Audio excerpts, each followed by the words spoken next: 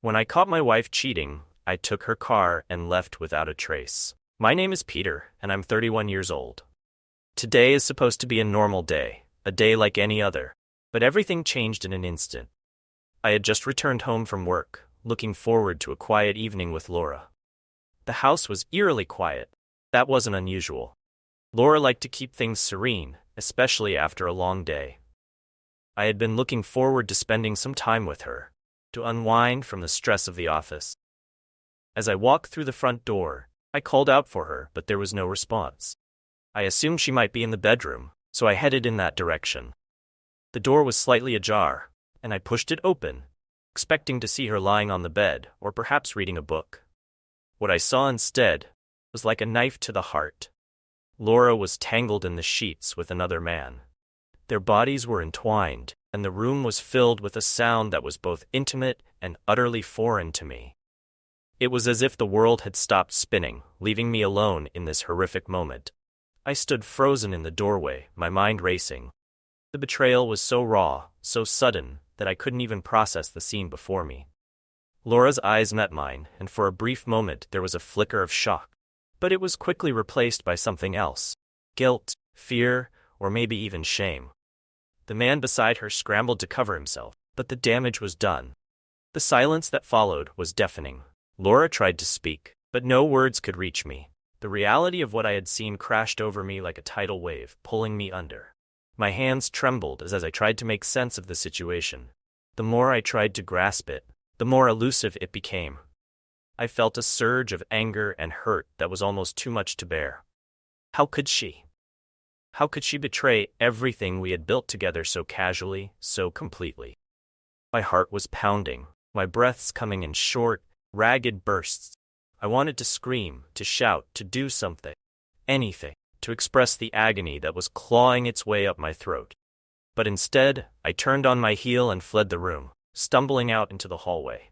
The walls seemed to close in on me, the familiar surroundings morphing into a grotesque reminder of my shattered trust. I knew I had to leave, get out of this house that had become a symbol of my broken dreams. As I grabbed my coat and headed for the door, Laura's desperate pleas for me to stay echoed behind me. But I couldn't bear to look back. Only thing I could focus on was the need to escape, put as much distance between myself and the scene of my betrayal as possible. I walked to the car, my mind numb with shock and pain. As I fumbled with the keys, part of me wondered if I was making the right decision. But deep down, I knew that I needed to take control. Find some way to deal with the overwhelming sense of betrayal that had consumed me. The engine roared to life, and as I drove away from the house, I felt a profound sense of loss. I was leaving behind not just Laura, the life we had built together. It was a life that now felt like a cruel illusion, shattered by the reality of her betrayal. The road ahead was dark and uncertain, and I didn't know where I was going. For now, all I knew was that I had to keep moving, to escape the suffocating pain that had taken hold of me. I didn't drive far. The weight of everything was too much to keep going. I pulled into an empty parking lot, turning off the engine, and for a moment, the silence hit me like a brick. My mind was a storm of thoughts, none of them clear, none of them making any sense.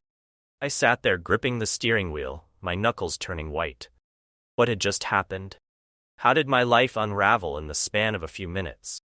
The image of Laura with him burned into my memory, and I squeezed my eyes shut as if I could force it out. But it was there. Would always be there. I don't know how long I sat in that parking lot, staring into nothing, but at some point, my phone started buzzing. Laura's name lit up the screen, her picture smiling back at me, a stark contrast to the reality I now faced. I almost threw the phone out of the window, but something inside me, maybe the part that was still tethered to the life I thought I had, made me answer. "Peter, please." Her voice was shaky, desperate. I can explain, it wasn't what it looked like. Wasn't what it looked like? My hand gripped the phone tighter, my pulse pounding in my ears. Wasn't what it looked like. "Laura, I saw everything. Don't lie to me, not now." There was a long pause. I could hear her breathing on the other end, could practically feel her searching for the right words to say. But what could she say? What explanation could make any of this better? "I made a mistake," she finally whispered. "It just Happened. I didn't mean to hurt you, Peter. It just happened? Like it was some kind of accident? My mind was racing, anger swirling with the pain, choking me. You didn't mean to hurt me? Laura, you tore our life apart in one moment. You didn't think about me. You didn't think about us. I know, she pleaded. I don't know why. It was stupid. I was lost. Lost? My voice broke, and I hated how weak I sounded. Then why didn't you talk to me? Why didn't you tell me how you were feeling? I didn't know how, she said quietly. I didn't want to hurt you. The irony of her words hit me like a slap in the face. She didn't want to hurt me, yet here we were, my heart in pieces, our marriage in ruins. It was too much. I couldn't listen to her anymore, couldn't bear the weight of her excuses. I can't do this, Laura, I said, my voice barely above a whisper. Can't. What do you mean? She asked, panic rising in her voice. Peter, come home, please. We can talk about this. We can fix this. Fix this? How could we fix something that was so broken? My mind was made up. The decision had been forming in the back of my head ever since I saw them together.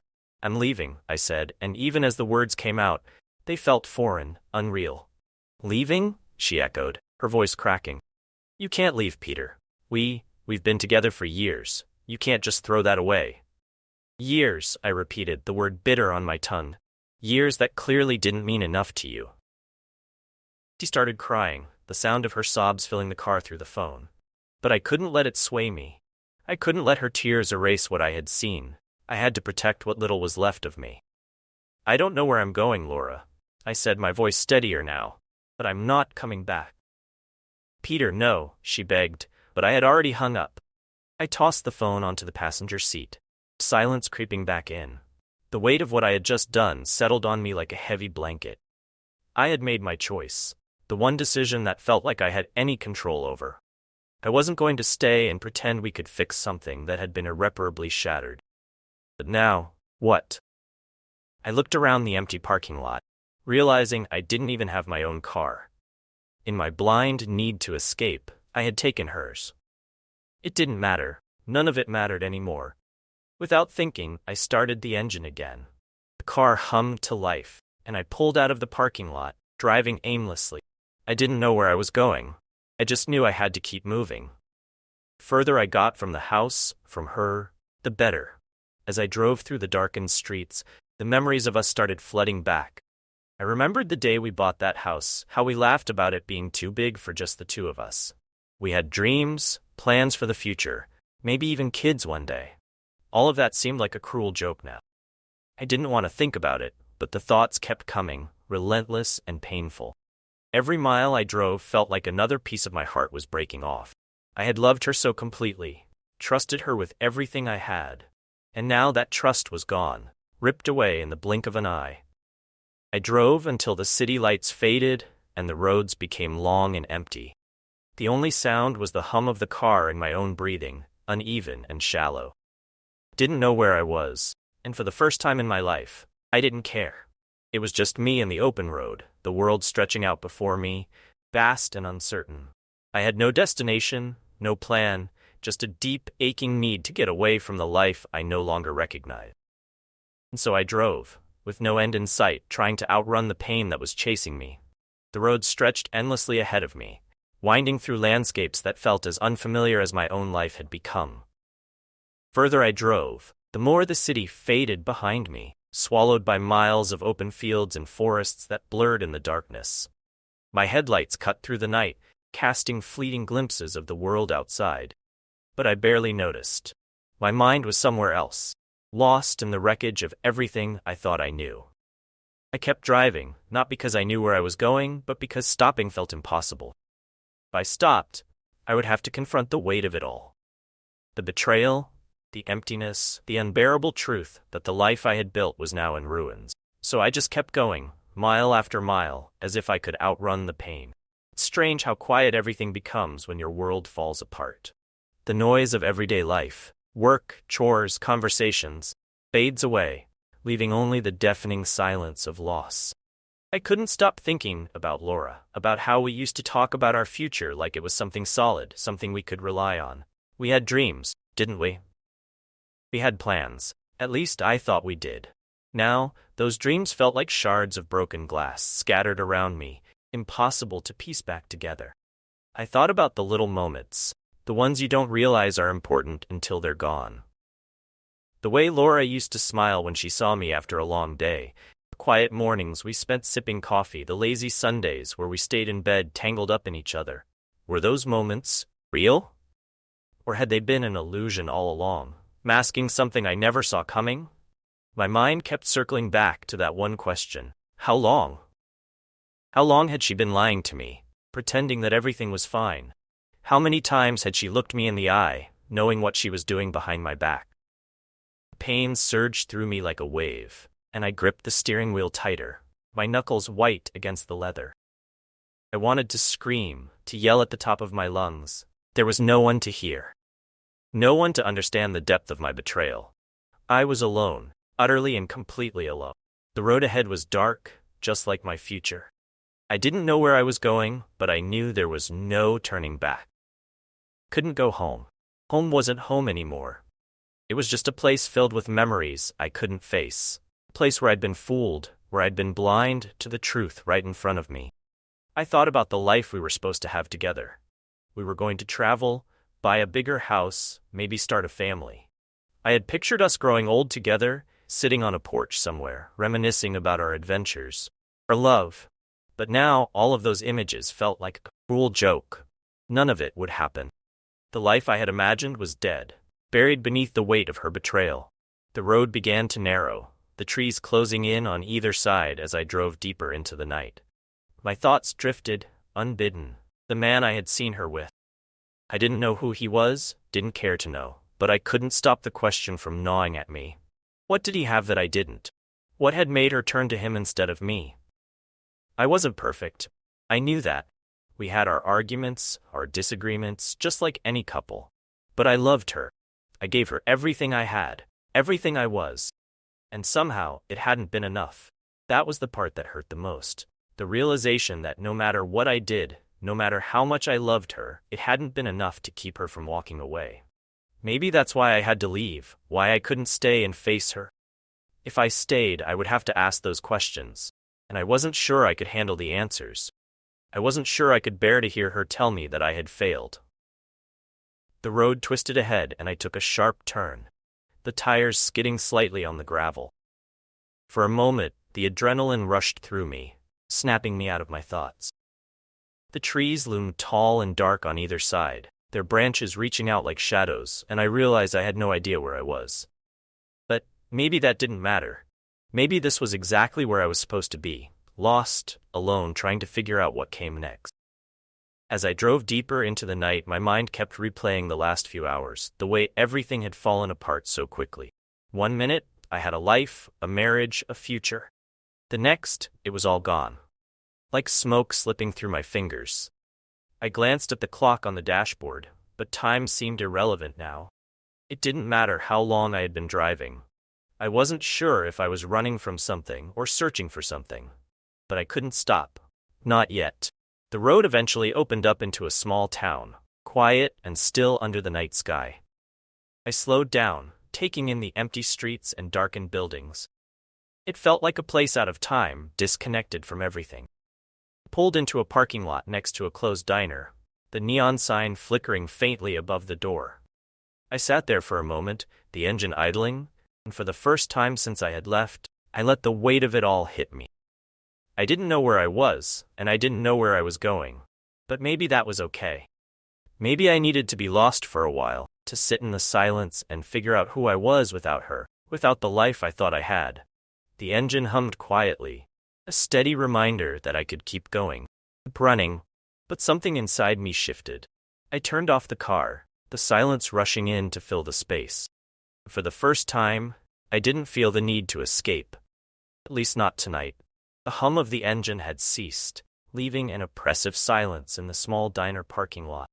I had turned off the car and leaned back in the driver's seat, trying to make sense of the chaos in my mind. The loneliness of the night pressed in on me, making me feel even more isolated. It was then that my phone buzzed, breaking the stillness. Laura's name flashed on the screen, and for a moment, I just stared at it. paralyzed by the mix of anger and pain that surged through me. I almost ignored it, almost let it go to voicemail. Curiosity and a shred of unresolved emotion compelled me to answer. I swiped the screen and brought the phone to my ear, my heart pounding in my chest as if it were the only sound in the universe. "Peter, please pick up." Laura's voice crackled through the speaker, laden with desperation. "I've been trying to reach you. I need to explain. You have to listen to me." I was silent for a moment, struggling to keep my emotions in check. I wanted to yell, to tell her how much she had hurt me. The words caught in my throat. Instead, I took a deep breath and said, "Laura, I'm not sure what more there is to say. I saw what happened. I saw everything." I know, she replied quickly, her voice trembling. "I'm so sorry. I made a horrible mistake. Please, just give me a chance to explain. I didn't mean for this to happen. It was a moment of weakness. You have to believe me." Her words were a blur, a mixture of regret and pleading that did nothing to soothe the raw wound in my heart. A moment of weakness? Laura, it wasn't just one moment. It was a choice you made, a choice that I didn't even see coming. You were with someone else, someone who wasn't me. How am I supposed to move past that? "I know it looks bad," she said, her voice breaking. "But you have to understand, Peter, I've been feeling lost for a while now. I thought." She paused, taking a shuddering breath. "I thought I could find someone to fill the emptiness. But it was a mistake. I see that now. Please, just come home. We can talk. We can work through this. I don't want to lose you." Every word she said felt like a stab to the heart. The idea of going back, pretending that everything could be fixed with a conversation, seemed almost impossible. How could I go back to a life that had been so violently uprooted? How could I trust her again, knowing that this betrayal was now a part of our history? "I don't think I can come back, Laura," I said, my voice strained. "I'm not sure I can ever trust you again. Everything has changed. I need to figure out what's next for me. I can't do that with you there." There was a heavy silence on the other end, and I could almost picture her sitting there, her face streaked with tears. "Please, Peter," he finally said, her voice barely a whisper. "I know I've hurt you, but don't you think we owe it to ourselves to try? To at least talk about it? We've built a life together. Don't let it all go to waste." Her words hit me like a sledgehammer. The life we had built, the dinners, the laughter, the shared dreams, felt so distant now, like a different reality. I wanted to believe that we could fix things, that we could go back to who we were before all of this. But part of me knew that the trust was gone, shattered beyond repair. "I need to be alone right now," I said quietly, though the words felt like a final verdict. "I need to find out who I am without you, without this life. I'm sorry, Laura, but I can't come back." Her sobs were heart-wrenching, and I fought to keep my composure as I heard them. I wanted to comfort her, to tell her that everything would be okay, but the reality was too harsh. I had to be strong, even if it meant breaking her heart further. "I love you, Peter," she said through her tears. "I always will." The words felt hollow, a painful reminder of what had been lost. "I love you too," I said, my voice choked with emotion. "But love isn't enough right now." I ended the call before I could hear her response, my hand trembling as I put the phone down. The silence that followed was a cruel reminder of how alone I felt. I leaned back in the driver's seat, staring out into the darkness, trying to steady my breathing. The call had brought a new wave of turmoil. I had thought that leaving would be the end of it. Driving away would somehow make everything better. But now it was clear that the pain wasn't going to disappear just because I was miles away from home. It was with me, constant companion, haunting my every thought. I glanced at the empty diner and the quiet streets around me. This small town, with its stillness and isolation, felt like a reflection of my own state of mind. I was adrift, lost, and unsure of where to go next. The only thing I was certain of was that I couldn't go back to Laura. The trust had been shattered, and the future we had dreamed of was gone. I needed to find a way to rebuild, to understand what had happened and why it had left me so broken. I started the engine again, the rumble of the car breaking the silence. I drove slowly through the town, my mind a whirlwind of conflicting emotions. I didn't know where the road would take me, but for now, that uncertainty felt like my only comfort. As I left the town behind, the road stretched out before me, endless and dark. I was on my own now, and I had to face the reality of my broken life. The journey was far from over, but maybe, just maybe, there was a chance to find a new path, a new beginning. For now, all I could do was keep driving, keep searching for a way to heal, and to move forward. The first thing I noticed about this small remote town was its tranquility. It was a stark contrast to the chaos that had dominated my life for the past few months. The streets were quiet, lined with old houses and modest shops that closed early, giving the town an almost timeless feel. It was exactly what I needed, an escape from the noise and the reminders of a life that no longer existed. I found a small rustic cabin on the outskirts, surrounded by a grove of tall pine trees. It wasn't much, but it was a place to start over. A blank slate where I could begin to piece together what was left of my shattered world. I moved in with nothing but a few essentials, clothes, a few books, and the lingering pain that seemed to follow me no matter where I went. The days were spent settling in, adjusting to the solitude, and trying to make the cabin feel like home. Painted the walls, rearranged the furniture, and started a small garden in the backyard. The act of creating something from nothing, making a space my own, oddly therapeutic. It was a tangible way to confront the emptiness I felt inside, to give myself a sense of purpose amidst the overwhelming sadness. I spent the evenings sitting on the porch, watching the sun set behind the hills. The view was breathtaking, the sky painted in hues of orange and pink as the day turned to night. It was peaceful, far cry from the turmoil that had driven me to this place. The quiet nights were a stark contrast to the endless hours of driving and the emotional turmoil I had experienced. Here, in this remote corner of the world, I found a semblance of calm. As the weeks passed, I began to find a rhythm in my new life. I took long walks through the woods, crisp, fresh air, a welcome change from the stifling atmosphere of my old life. I started to feel more grounded, more at ease with myself. The loneliness was still there, a companion that I had learned to live with, but it was no longer an overwhelming force. It had become a part of the landscape of my life, something I could manage, rather than something that managed me. The small town slowly began to feel like home. I found a local cafe where I'd sit and read or write in my journal. The cafe owner, a woman named Alice, was kind and welcoming. She always had a friendly smile and a listening ear, and over time we developed a quiet friendship. She shared stories about the town and its people, and I found solace in her presence, in the simple, everyday interactions that made me feel less alone. One afternoon, as I sat in the cafe, writing in my journal, Alice approached me with a cup of coffee. "You've been here for a while now," she said, her voice gentle. "You seem to be finding your place." I nodded, looking up from my notebook. "Yeah, I guess I am. It's been a journey, but I'm starting to feel more at peace." "That's good to hear," she said with a warm smile. "Sometimes starting over is just what we need to heal." Her words struck a chord with me.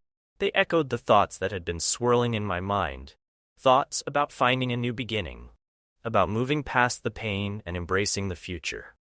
It was a reminder that even in the midst of heartbreak, there was room for growth, for change. One evening, as I walked back to the cabin, I noticed a small, weathered book lying on the ground. I picked it up and saw that it was a journal, much like the one I used. Pages were filled with handwritten notes, sketches, and reflections. I couldn't help but feel a connection to whoever had left it behind. It was as if the journal was a symbol of the shared experiences and emotions that bind us all. I took the journal inside and began to read. The entries were filled with thoughts and dreams, struggles and hopes. It was like peering into the soul of a fellow traveler, someone who had also sought solace and meaning in a place like this. The journal ended abruptly, with a simple note that read, "To whoever finds this, may you find peace and strength in your journey." Those words resonated deeply with me. They reminded me that I wasn't alone, that others had walked similar paths and found their own way through the darkness. It was a small comfort, a reminder that life goes on, healing is possible. In the months that followed, I continued to rebuild my life. I took up small projects around the cabin, planted a garden, and even started a blog to document my experiences and share my journey with others. It was a way to make sense of everything that had happened, to find meaning in the chaos and heartbreak. The pain didn't vanish overnight. It lingered, part of my story, but it was no longer the defining feature of my life. I learned to live with it, to accept it as a part of who I was, but not the entirety of who I would become. I found joy in the small things: the sunrise over the hills, the warmth of a cup of coffee, the simple pleasure of a quiet evening. As the seasons changed, so did I. I began to embrace the new possibilities that lay ahead, met new people, formed new connections, and started to envision a future that was different from the one I had once imagined, but no less meaningful. The pain of the past was still there, but it no longer controlled me. It had become a part of my journey, a stepping stone to something new. One day, as I sat on the porch watching the leaves change color with the arrival of autumn, I felt a sense of contentment that had eluded me for so long. I realized that I had found something valuable in this small town, something that had been missing from my life for a long time. Peace. The road that had begun with heartbreak and pain had led me to a new beginning, one filled with hope and possibility. And as I looked out over the landscape, I knew that while the past would always be a part of me, it no longer defined my future. The journey had been long and arduous, but it had brought me to a place where I could finally start again. The new beginning was not without its challenges, but it was a chance to build something meaningful from the fragments of a broken past. And as I watched the sun set over the hills, casting a warm glow over the world, I felt ready to embrace whatever came next, knowing that I had the strength to face it. In this quiet, remote town, I had found a new chapter in my life, one that promised hope and renewal. It was a beginning that was all my own, a chance to write a new story, and I was ready to see where it would lead. Thank you for watching. Don't forget to like, subscribe, and hit the notification bell so you never miss our next video. See you next time.